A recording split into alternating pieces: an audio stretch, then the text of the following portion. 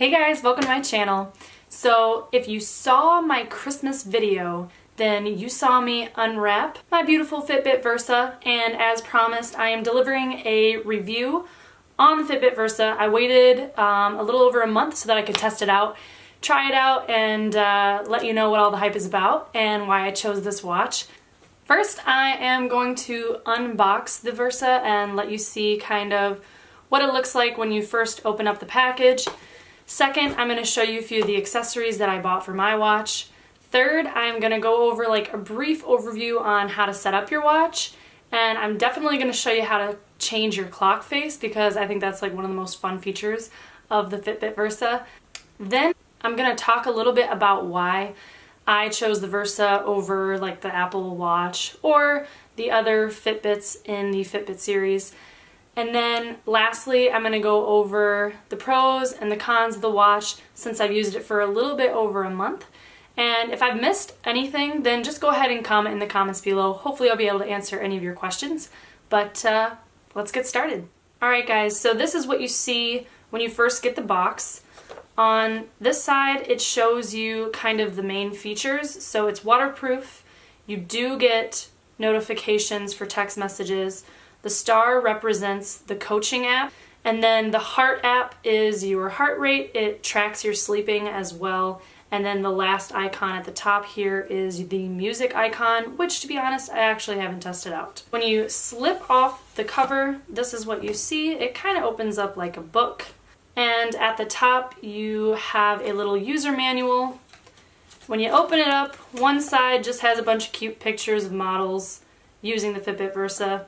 If you flip it over, you can see all the way to the left the correct way to place the bands, and then it shows you a little demo of the charging block. So as you can see, the watch actually comes with the small band already secured to it. So if you are a guy and you're searching for the larger band, then you have to open up this lower portion of the package.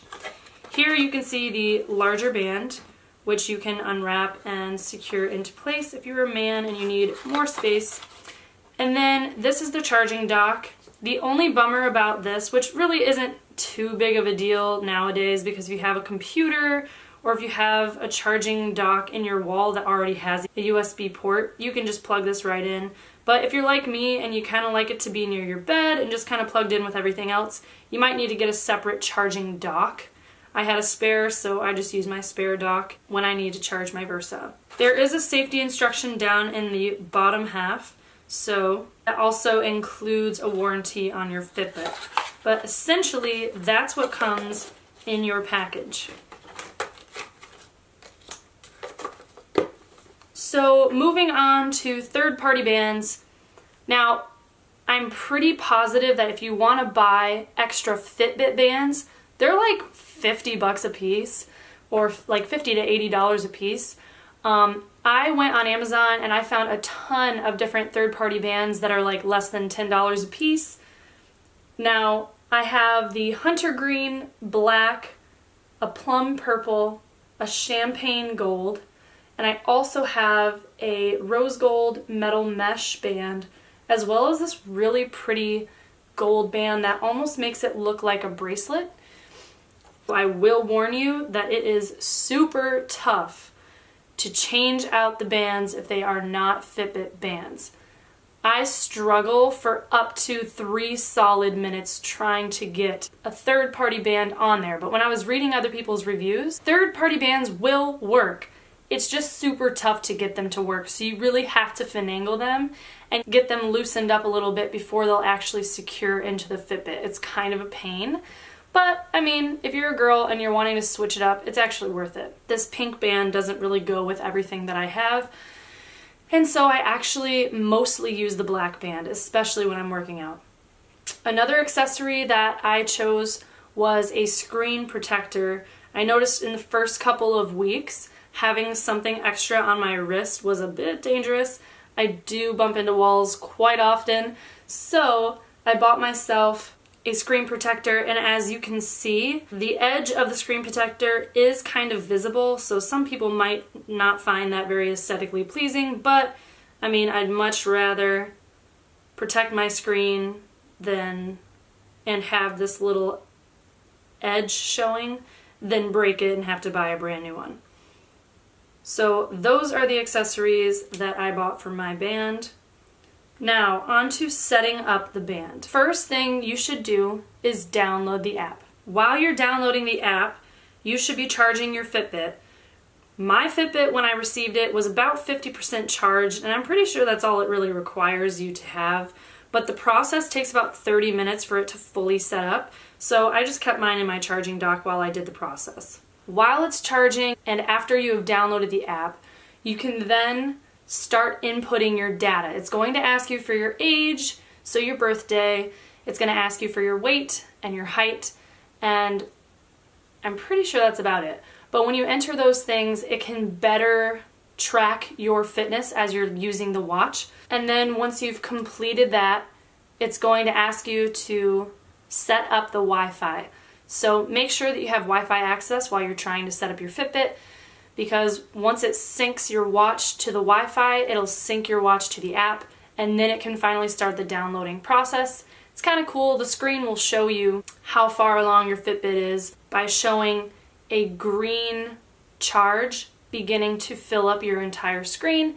Once the green charge has reached all the way to the right-hand side, then you know that it's finished, and you can begin using your watch. I'm going to show you probably one of the most fun features of the Fitbit, which is changing the watch face. So first, all you have to do is make sure that your watch is synced to your app. Then you hit the watch up in the left-hand corner of the app, and once you're there, you can click Clock Faces. And there are tons to scroll through. There are even some that you can buy, but the Fitbit app itself provides you with a ton of options. You can even narrow it down by hitting in the search bar. For instance, my background was a floral background, mainly black, but it has some fun florals. So I just typed in flowers, and then it showed up with a ton of different kinds of flowers, backgrounds, and you can do the same for pretty much anything. It's got a lot of different styles and a lot of different options.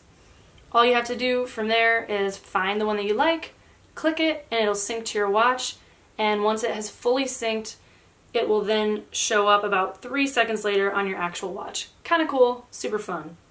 On the watch itself, if you hold the left-hand button, it's going to bring you to a screen that says Screen Wake.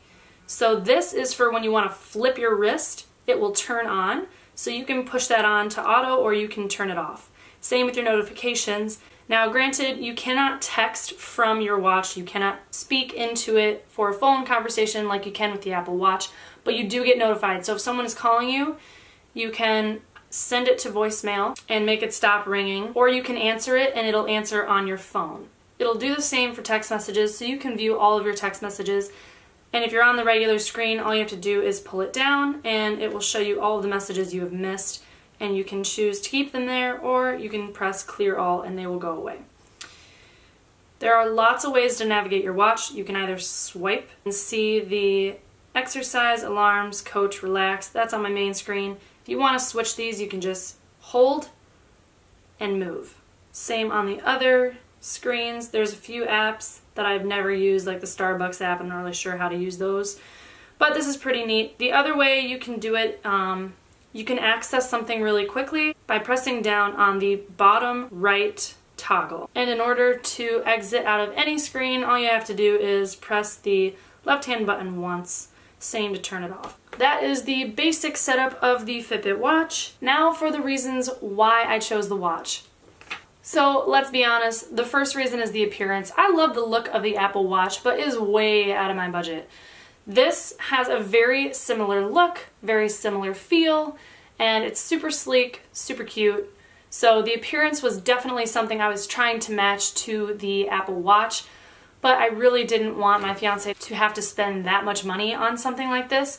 And plus, I wanted it to be a fitness tracker first, and that's 100% what the Fitbit Versa is. It's definitely a fitness tracker first and a smartwatch second. So as far as the fitness tracking goes, it's amazing. I love using the Fitbit to track my calories, track my water intake, track my food intake, and my calories burned. It tracks how many steps you've taken. It tracks how many stairs, flights of stairs that you've taken.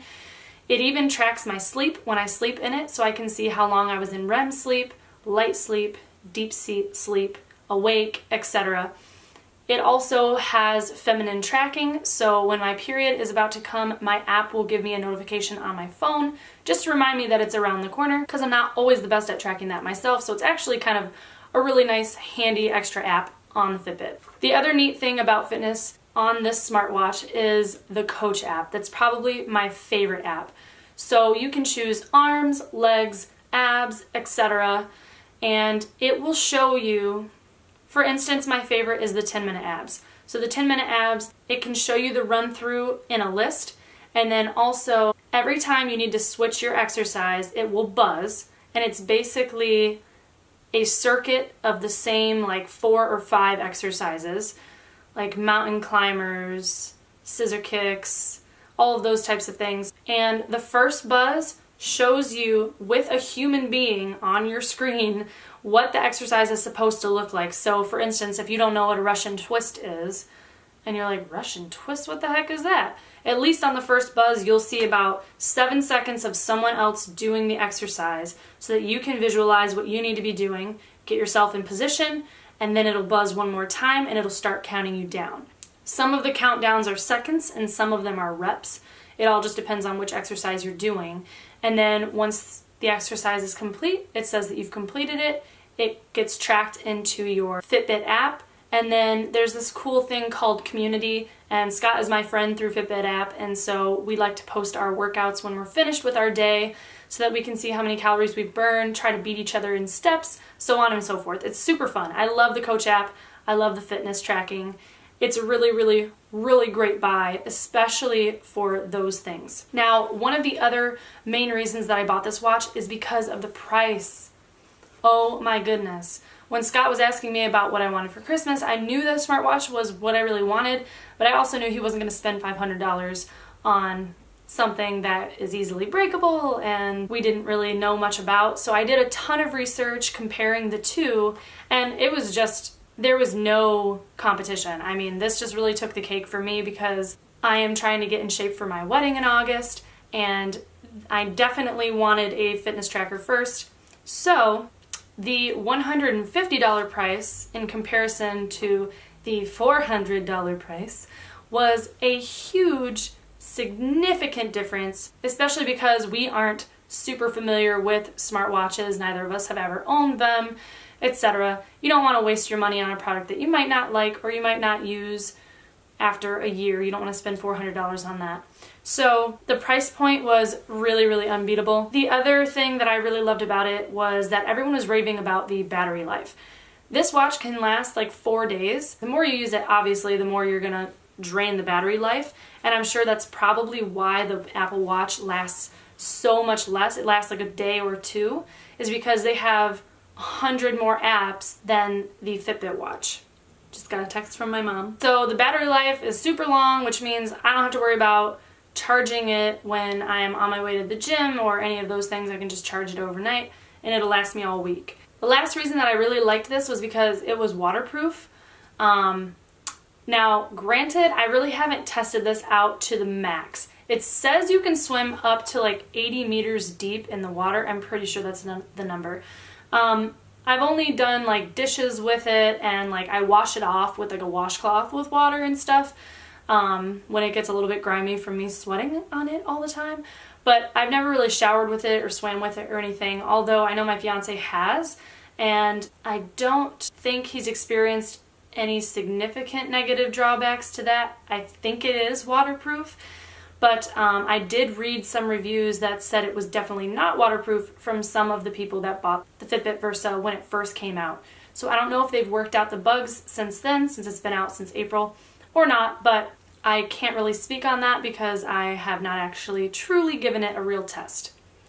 So I am now going to transition into my fifth and final point, which are the pros and cons and my honest official review. So the pros of this watch are definitely that it meets all the fitness needs that I had when I was researching and looking into a smartwatch. The Fitness Coach app is by far my favorite thing because I've never really been one to know exactly how to work out. I'm more of a cardio person. I love to run, but I definitely want to tone up my abs and tone up my arms and things like that. So to have the fitness coach showing me exactly what I need to do, timing it exactly for a specific type of workout and time period is really helpful for me because I'm not motivated enough to figure that stuff out by myself. So the watch really helps me and encourages me to complete those types of workouts. I love that it's stylish. I love that I can buy different bands to make it more dressy or just kind of change the colors out for when I'm working out and you want to look cute, match your outfit. Love that.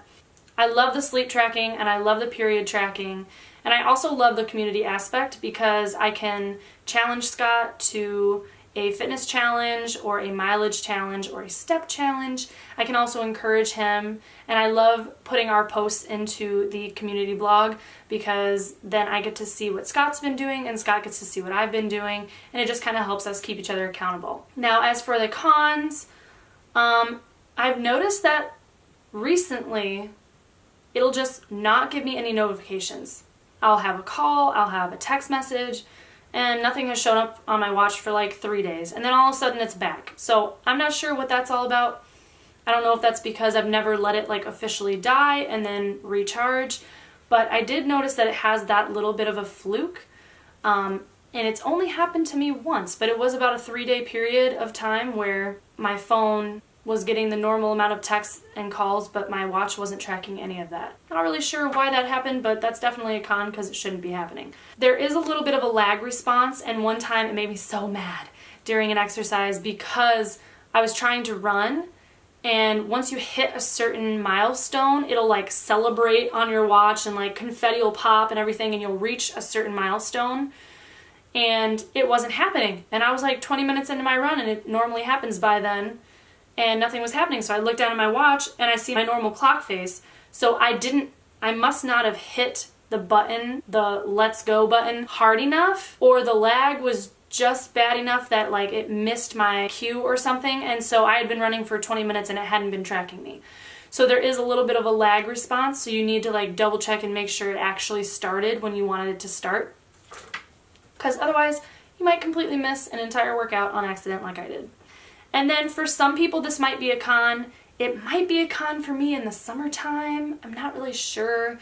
But in order to have GPS tracking on your watch, you have to have it connected to your phone. Unlike the Apple Watch that has built-in GPS, the Fitbit doesn't have that. So that might be a con for you if you really love to run outside and you want to track that terrain and really have an accurate reading on your workout. That might be kind of annoying because you'd have to bring your phone with you. I don't really think that's going to be a huge problem for me. But anyways, those are the pros and cons. And that pretty much wraps up my review for the Fitbit Versa. I love it, even with like the small fluke that I talked about. It is perfect for me. It does everything that I want. It's lightweight, it's super comfortable. And just having the watch here and tracking it on the Fitbit app has really encouraged me to continue to work out and get ready for my wedding and get back in shape, and I'm super excited to just keep on using it. But I'm glad that I definitely gave it about a month of a run before I gave this review. So again, if I missed anything that you wanted to know about the Fitbit Versa, then just ask me in the comments below and hopefully I can answer your questions. So thanks for watching, and I'll see you next time.